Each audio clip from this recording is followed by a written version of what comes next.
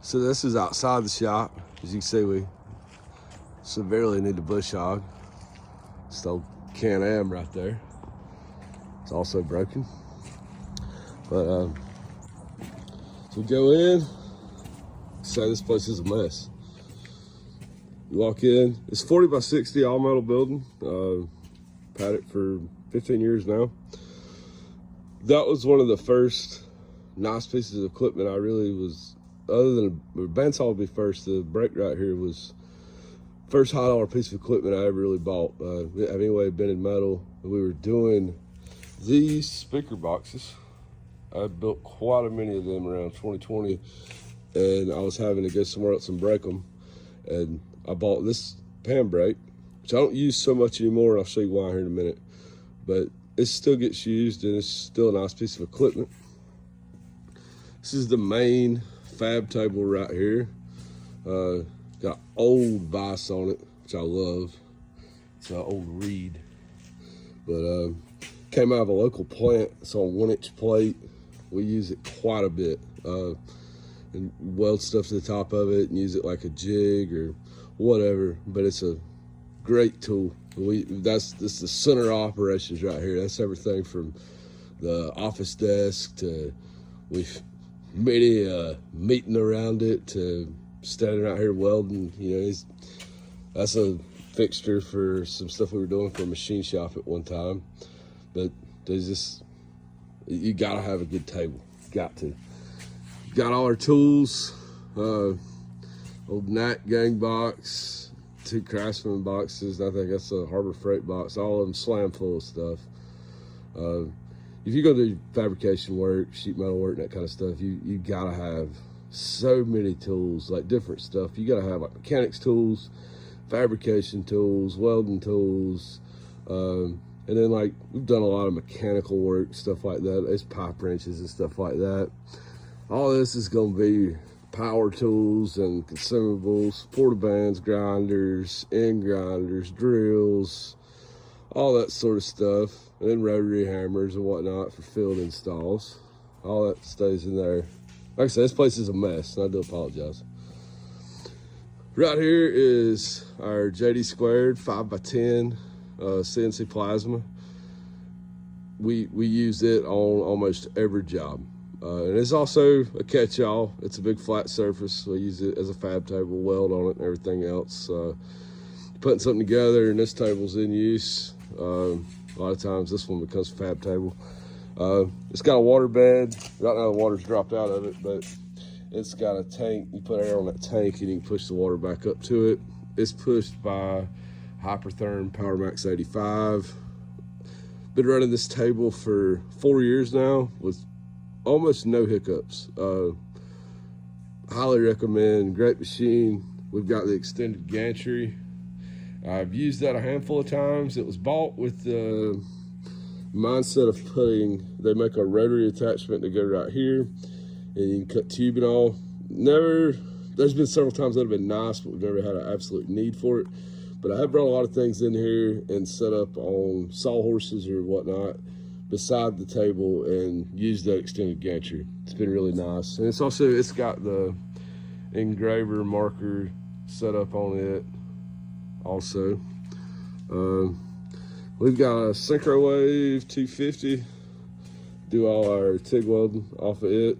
Don't do hardly any stick welding, but all our TIG welding. We do a lot of aluminum work, stainless, whatnot. It's this machine. It's water cooled. I've had it 4 or 5 years or so. I had a Lincoln before. It gave some trouble. This is the sweetest TIG welding machine I've ever had.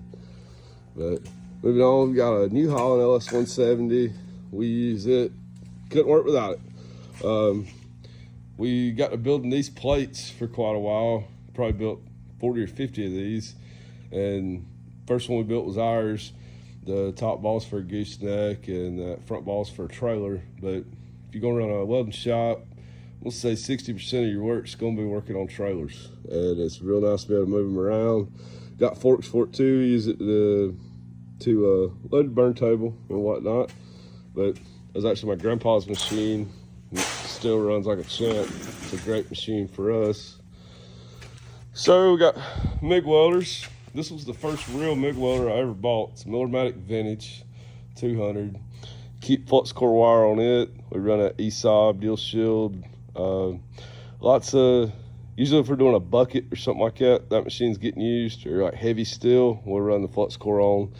And what, got a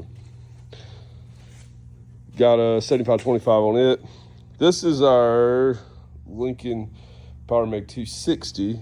I bought this machine specifically for a job we were doing during COVID, doing some, they call them sneeze guards, but it didn't really pan out. We didn't end up doing a lot of them, but we needed the ability to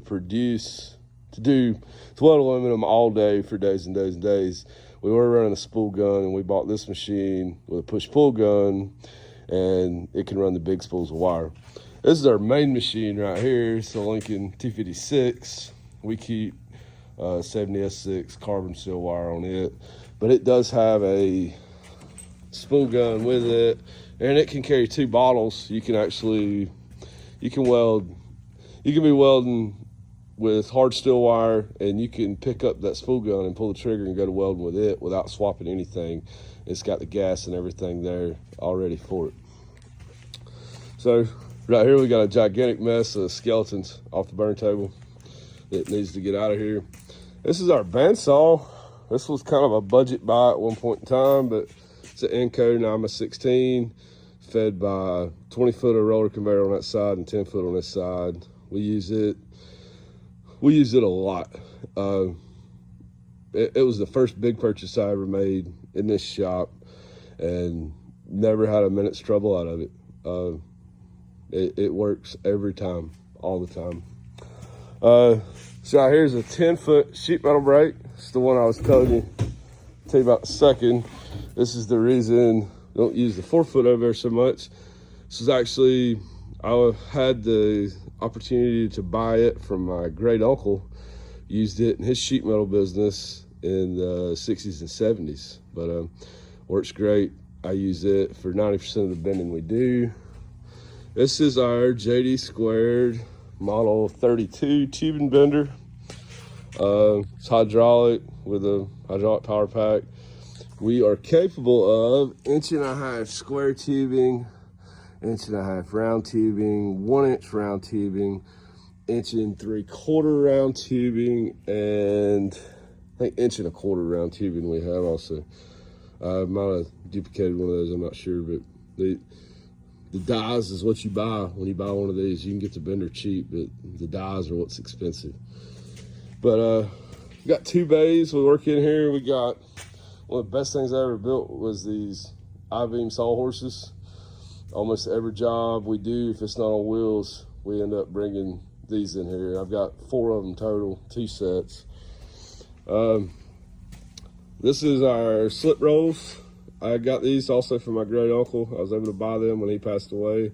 Haven't used them a whole lot here and there on some repairs, but nothing. I'd like to use them a little more. I've wanted a set of rolls for a while, but never stepped up and bought a good electric set. But I did. These are hand driven, but I did buy from Swag. That piece goes to a power pony, like for threading pipe. I had a square cut out of the middle of it to fit this thing, and I haven't gotten a power pony to run it with yet, but I have used it by hand a handful of times, and it works all right. This is our shop heat. It will run you out of here but you got to keep feeding it wood.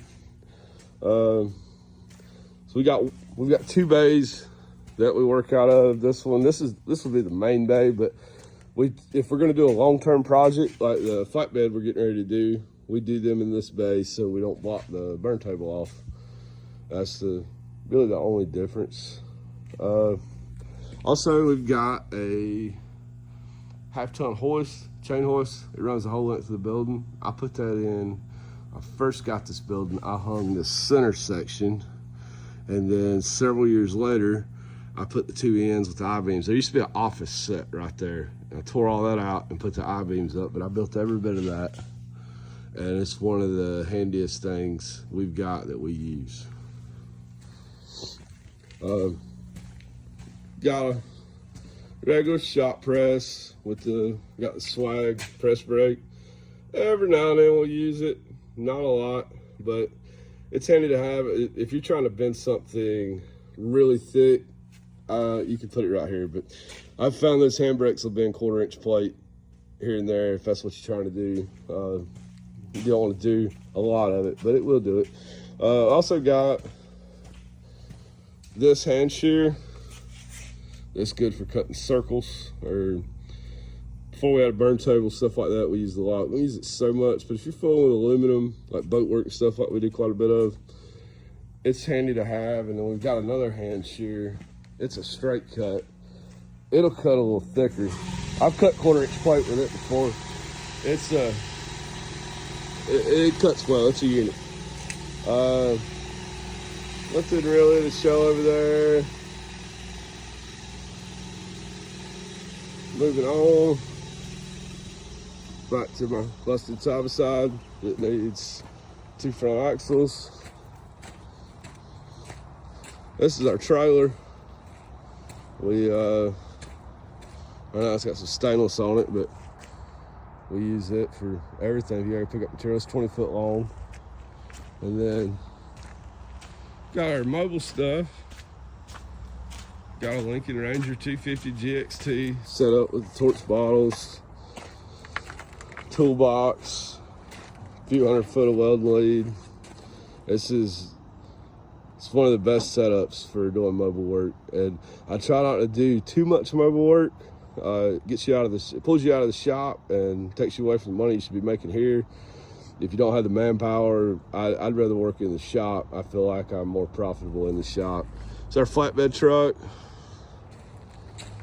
The name on the side of it. A lot of times, usually sides are off of it. It's a dump truck actually, but we use it like a flatbed. But yeah, that's a tour around our operation, and appreciate you subscribing. We're gonna have a full-length video coming up that's gonna be fabricating a flatbed, and I'm gonna try to film as much of it as I can. I'm gonna try to film all of it, but it's gonna be a pretty cool video. It'll be my first real video I've posted on here. I've been debating doing this for quite a while, and I'm finally putting my feet to the fire. We're gonna make it happen. It's our shed. We built it, 6-inch pipe I-beam. But anyways, see you guys later. Appreciate the subscribe. Give us a like, turn notifications on. Thank you.